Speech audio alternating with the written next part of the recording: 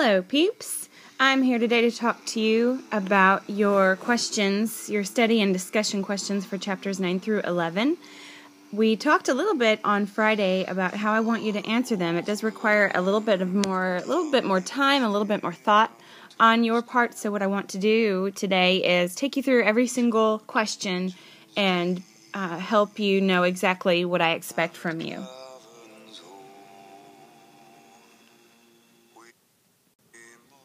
Remember that your instructions were very specific in asking you to provide thoughtful and detailed responses to each of those following questions. And your responses are not going to be exactly the same or structured exactly the same every single time. However, it is important that you begin getting into the habit of using textual evidence to support your answer, even if it's a level 3 question. Level 2 questions, obviously, you need to support your answers with evidence from the text, but even those upper level 3 questions require some kind of support or some kind of connection back with the actual text. And this is a good opportunity for me to go ahead and review those 3 levels of questions with you. Remember that level 1 is very literal. We like to think of level 1 as being on the lines. You can put your finger on the answer. Level 2 involves drawing conclusions, making inferences and judgments and generalizations. It is reading between the lines. You take the information from the text and you add to it something more, whether it's something that you know from your experience or something that you've got from another part of the text. Either way, it's between the lines. You can't put your finger right on the answer to a level 2 question. And level 3 is way zoomed out. It's evaluative. It's actually taking the literal text and making an inference about that text and then applying that to humankind or your life or the world or the universe in general.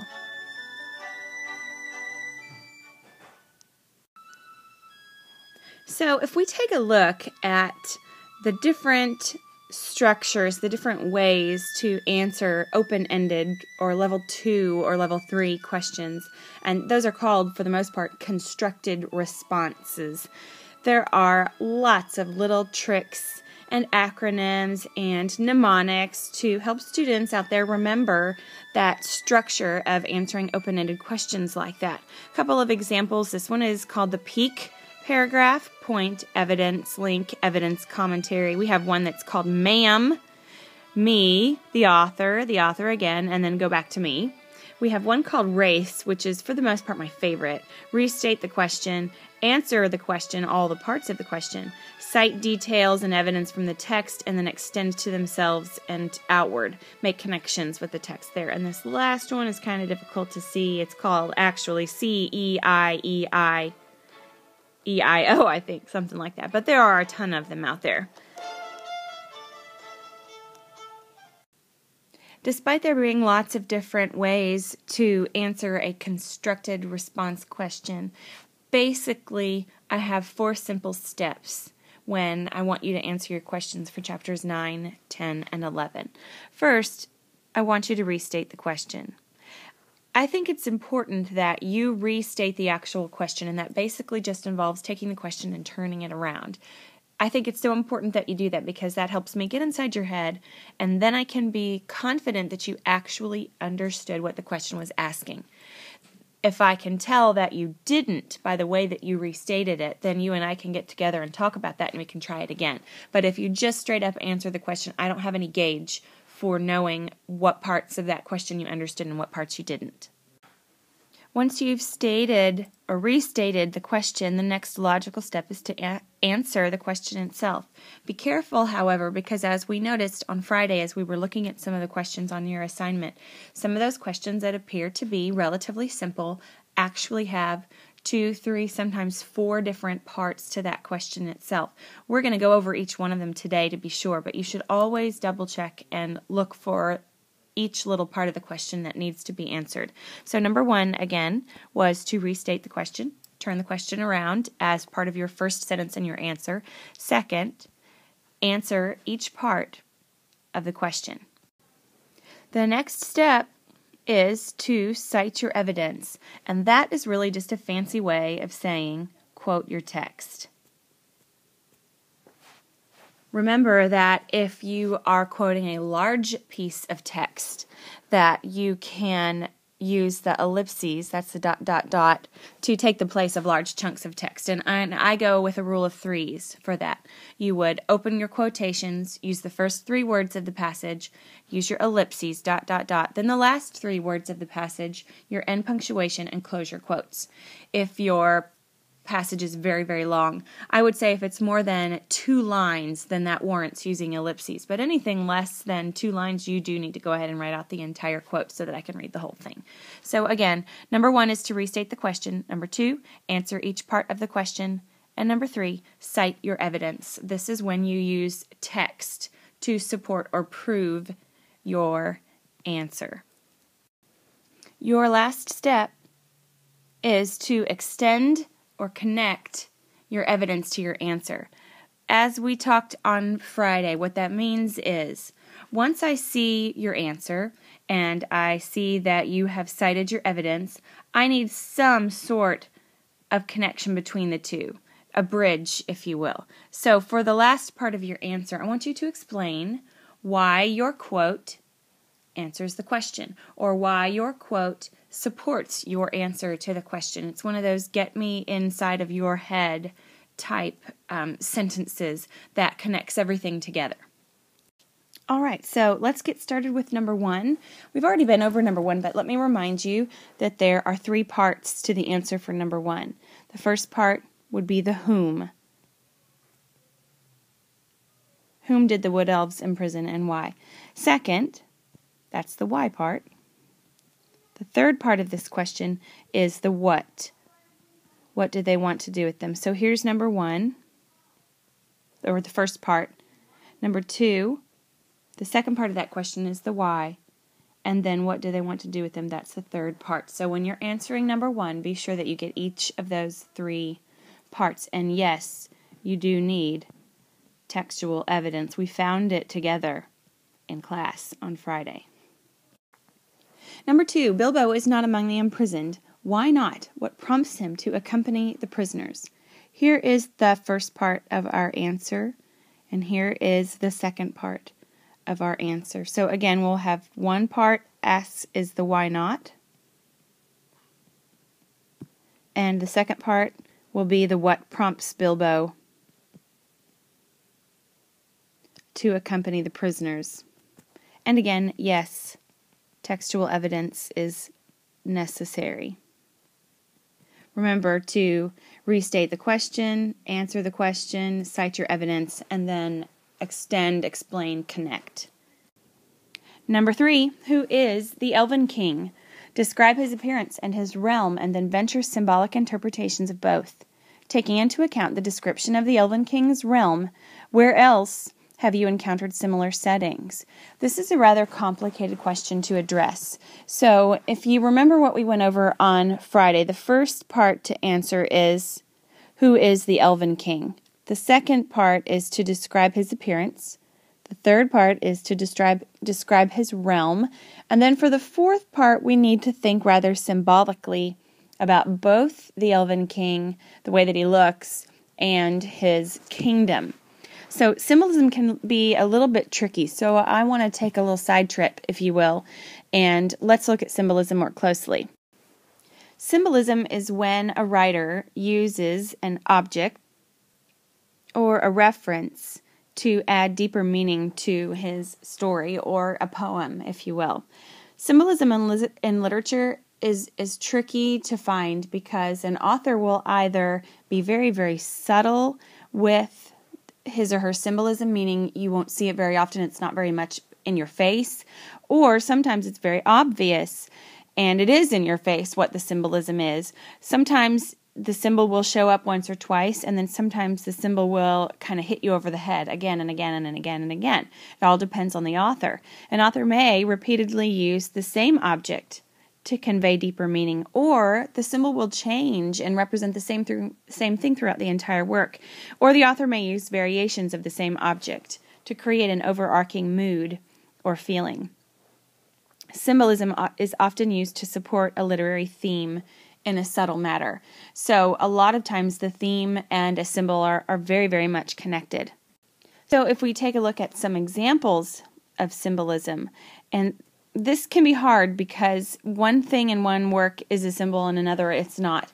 But some very common symbols are, there are a lot of religious symbols: crosses, angels, halos, clouds, churches, sometimes a star is a religious symbol. There are symbols that refer to reincarnation or reinvention. Another way to say that is rebirth or starting over or new life, and that would be a phoenix rising from the flames, like in Harry Potter.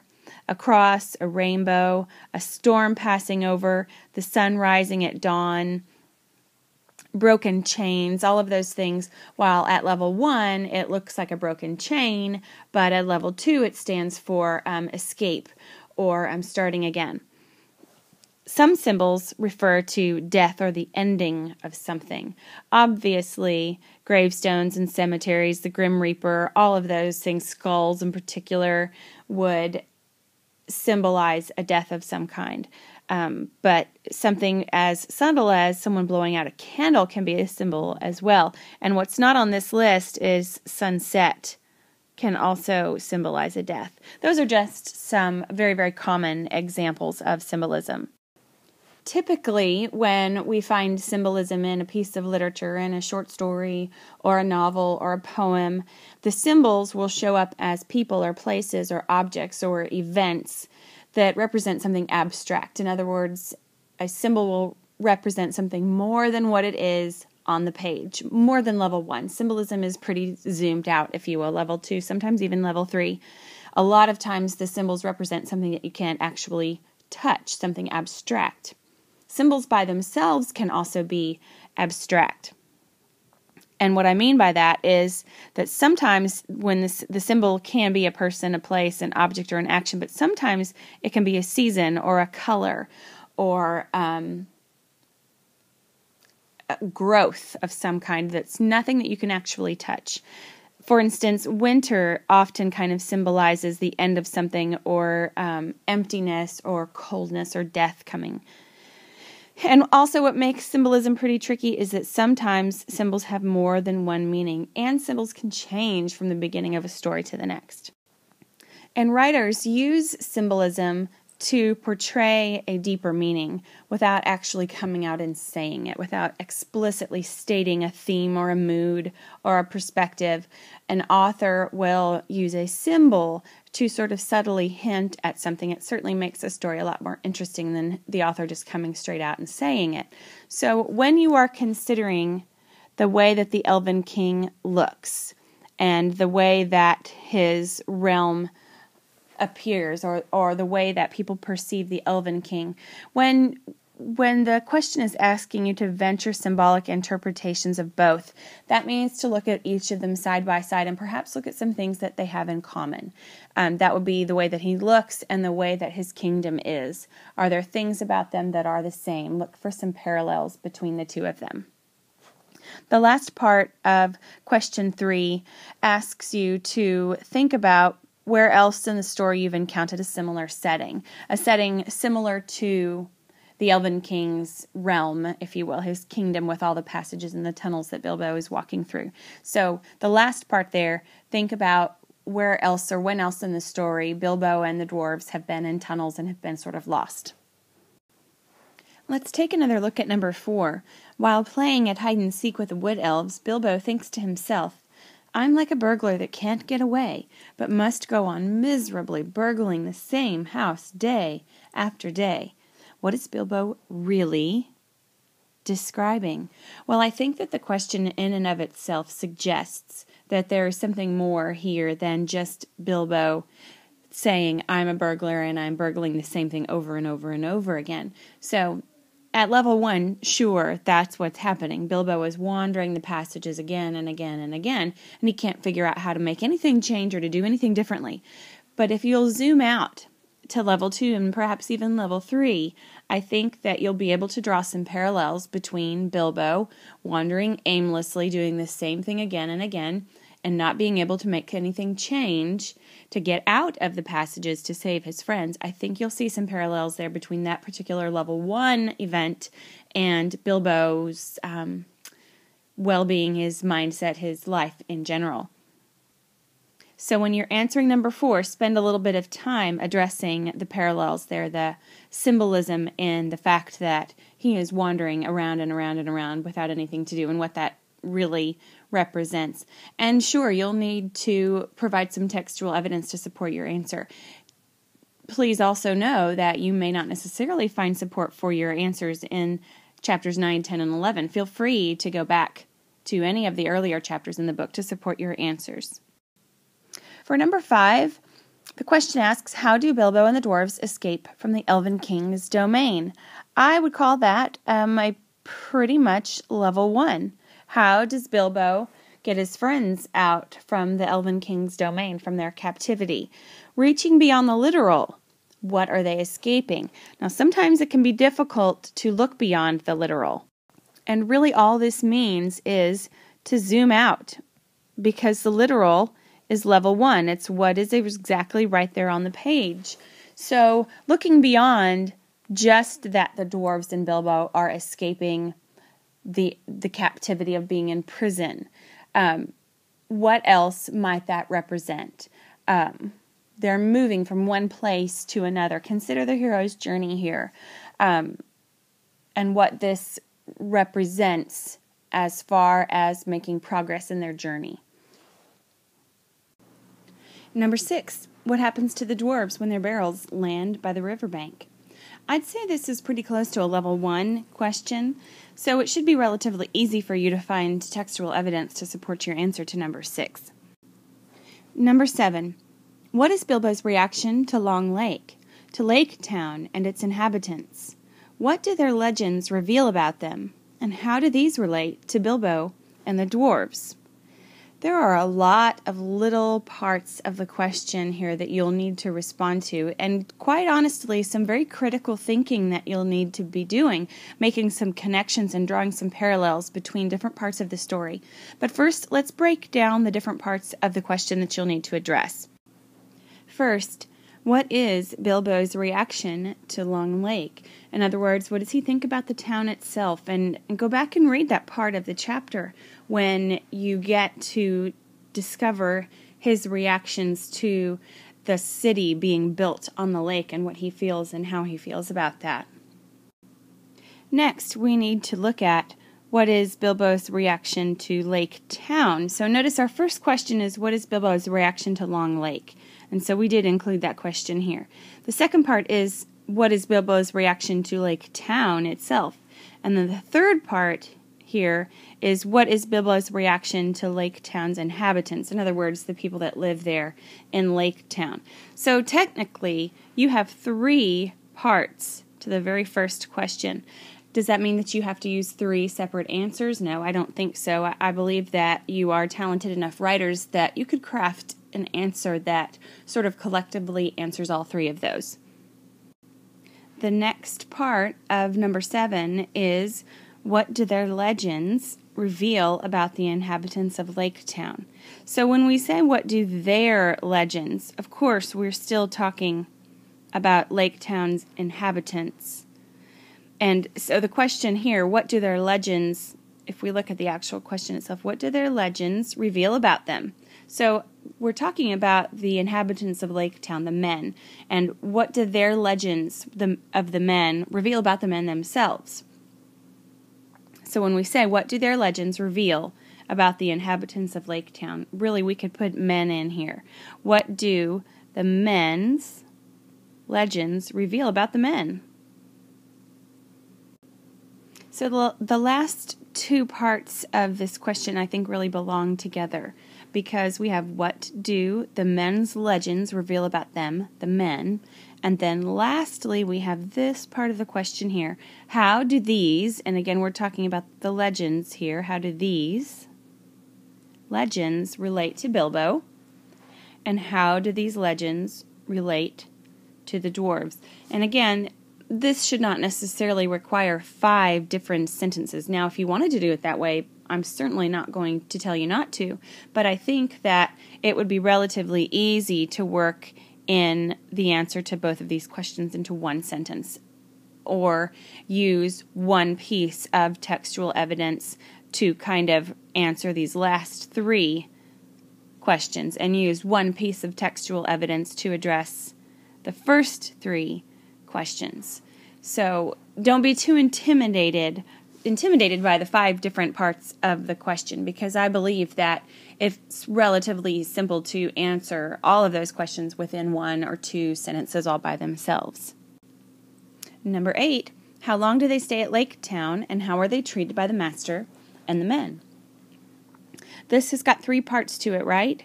How long do they stay at Lake Town? That's 1. How are they treated by the master? That's 2. And then how are they treated by the men? That's 3. And do you need textual evidence for this? Absolutely. Remember, the process for textual evidence is 1, restate the question. 2, answer the question. 3, cite evidence. That means get quotes from the text. And then 4th, extend and connect and explain. I'm going to call that extend, explain, connect. That ties everything together and lets me get inside your head and see why your evidence proves or supports your answer. Number 9, they knew that they were drawing near to the end of their journey and that it might be a horrible end. That's a direct quote from the text for us to think about. Taking into consideration what has happened thus far, predict what you think might happen to Bilbo and dwarves once they get to the mountain. What about Thorin? Will he gain his rightful regal place as king of the mountain? I'm excited that you'll get the opportunity to make some predictions here.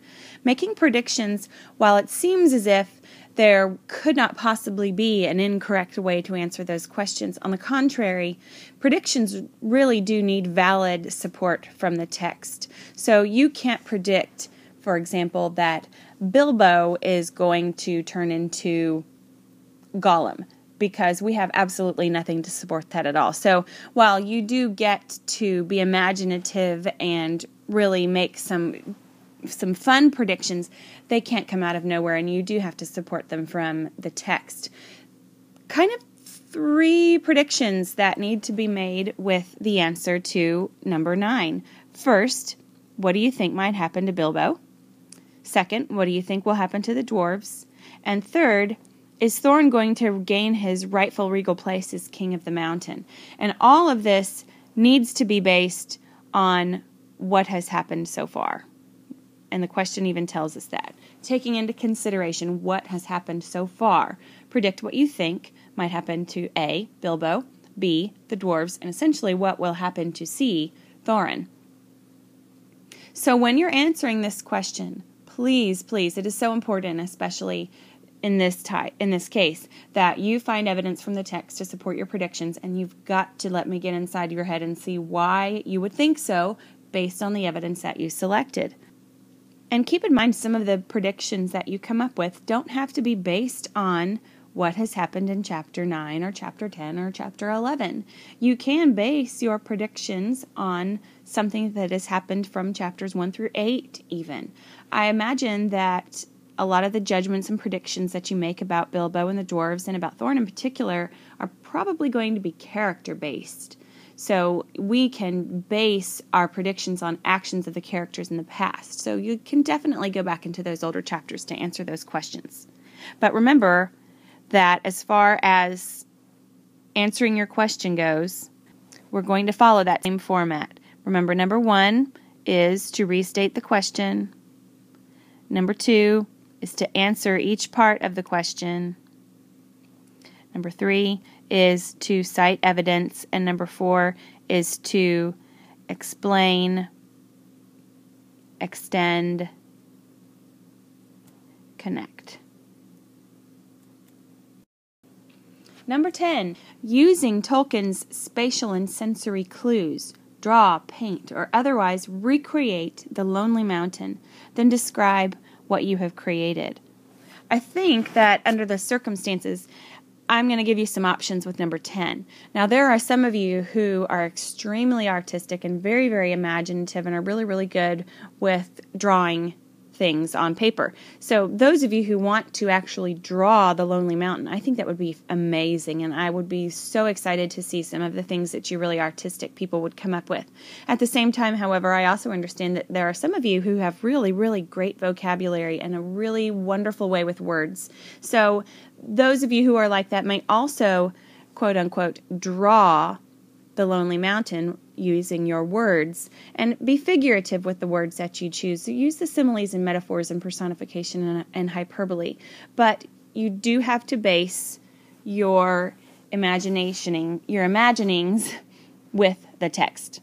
So you may want to describe or paint with words what Lonely Mountain looks like, or smells like even, because we are using spatial and sensory clues. So this is going to deal with size, how big it is, how tall it is, spatially what Lonely Mountain looks like, and then sensory ideas. What does it look like? What does it sound like? What does it smell like? All of those 5 senses. And then write a really good description of Lonely Mountain. Or if you're going to draw an actual picture of it, you also have to describe Lonely Mountain. And in your descriptions, I do think that it's important that you go back and make some connections with the text. So if Tolkien has used certain words that paint that picture in your head, you need to quote those words in your answer. Number 11. Bilbo and dwarves have scaled Lonely Mountain. The secret door has been opened, and this is what awaits them.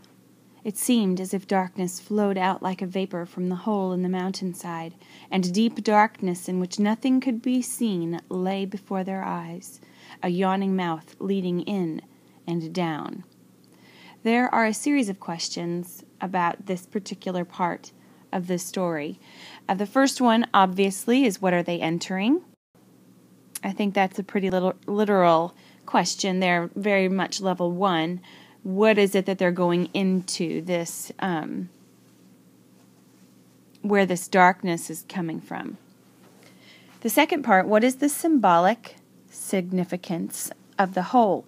This is very much connected with the next 2 parts of this question. The symbolic significance of this darkness that they're going into. The fact that it's not just dark, it's a vaporous darkness in which nothing could be seen laying before them, right? This huge yawning mouth waiting for them to walk in. What does this all have to do with the hero's journey? And if we go back and take a look at the hero's journey here, now I know you can't read the text there, but I do need you to go back and check your notes and look at what part of the hero's journey this is going to put Bilbo in. This is a very dark, very scary, probably the most frightened that Bilbo has ever been at this point, as he knows, as the burglar, he is expected to be the one to go in first. So keep all that in mind as you address the symbolic significance of this vast black openness that Bilbo is expected to go into when he can't even see what's on the other side. And what does this mean for Bilbo's journey? What does this represent for them? And then I think that the last part of the question here, predict what will happen to them inside. I think that all of these things kind of go together, but you must make a reference to the hero's journey as you're answering these parts of number 11. Be sure that you address each piece of number 11. And yes, you do need some textual evidence. You can't make a prediction and not base it on something. So in particular, you may want to go back to the beginning of the story. A lot of times Gandalf has some really great things to say, in particular about Bilbo. Gandalf makes some, I would call them predictions about Bilbo at the very beginning that might be important for you to go back and look at, and you're welcome to use that as your evidence supporting your predictions. In a quick review, guys, when you are answering open-ended or constructed response questions, the steps are, number 1, to restate the question. Number 2, answer the question and all of the little parts of the question. Number 3, cite your evidence. That means direct quotes. Find evidence in the text that supports or proves your answer. And the last step is to explain or extend your thinking. This is the let me get inside your head step so that I can see how you have connected your evidence to your answer. In other words, why does your textual evidence that you picked, why does that prove your answer? Some folks actually add a 5th step, which is to go back to the beginning and restate your answer one more time, which I always think is a nice way to wrap everything up. Let me point out to you something interesting that I waited until now to show you, that if you look at the first letter of each of our steps, we come up with racer. Just a nice little easy way to remember the steps of your answering constructed response questions. So if I can help you guys, please shoot me an email at coolteacher@gmail.com, at heatherdSanders@misdmail.org, or as always, you can drop me a line on Edmodo. Remember that your constructed response questions for chapters 9, 10, and 11 are due Tuesday as soon as you cross the threshold. So I will see you all tomorrow. Bye. So that concludes my tutorial for your study and discussion questions for The Hobbit, chapters 9 through 11. In review, let's go over those 4 steps again to answering the questions effectively. First, you want to restate the question. That often just involves taking the question and turning it around. Second, you do need to answer the question, and you need to answer all the little parts of the question. Most of the time, the question actually breaks down into 3, 4, sometimes 5 different pieces that you need to address. Third, you need to cite your evidence. That means find a direct quote in the text that supports or proves your answer. Number 4, you need to extend, or I like to call this explain, or extend, or connect your evidence to your answer.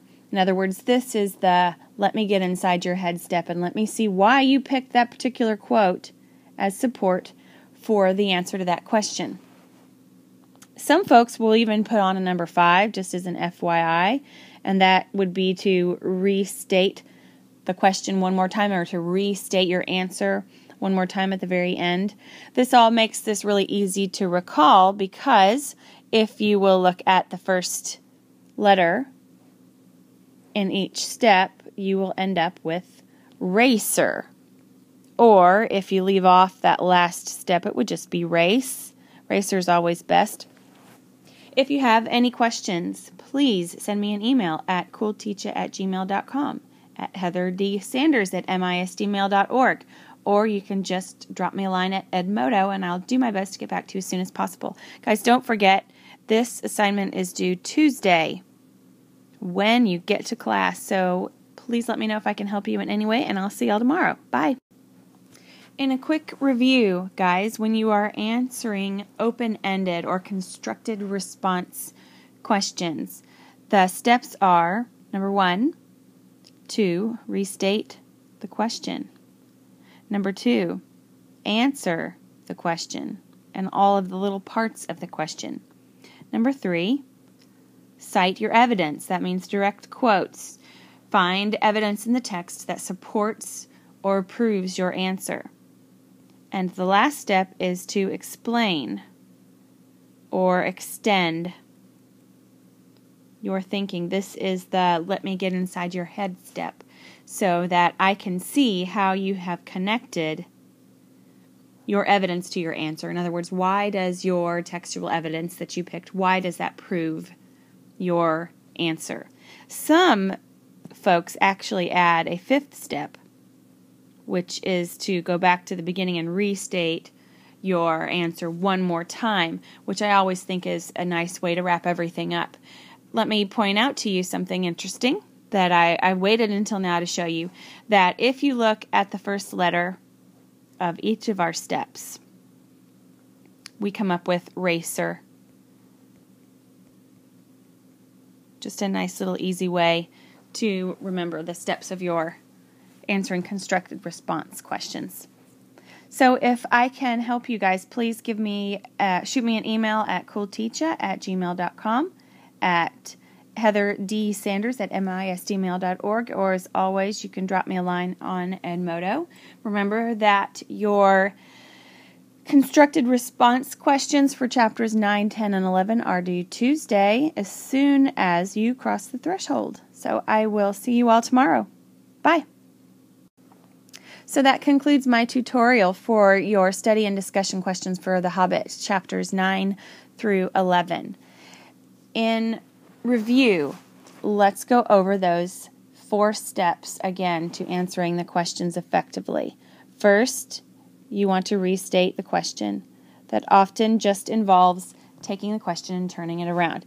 Second, you do need to answer the question, and you need to answer all the little parts of the question. Most of the time, the question actually breaks down into 3, 4, sometimes 5 different pieces that you need to address. Third, you need to cite your evidence. That means find a direct quote in the text that supports or proves your answer. Number 4, you need to extend, or I like to call this explain, or extend, or connect your evidence to your answer. In other words, this is the let me get inside your head step and let me see why you picked that particular quote as support for the answer to that question. Some folks will even put on a number 5 just as an FYI, and that would be to restate the question one more time, or to restate your answer one more time at the very end. This all makes this really easy to recall, because if you will look at the first letter in each step, you will end up with racer. Or if you leave off that last step, it would just be race. Racer is always best. If you have any questions, please send me an email at coolteacher@gmail.com, at heatherdSanders@misdmail.org, or you can just drop me a line at Edmodo, and I'll do my best to get back to you as soon as possible. Guys, don't forget, this assignment is due Tuesday when you get to class, so please let me know if I can help you in any way, and I'll see y'all tomorrow. Bye.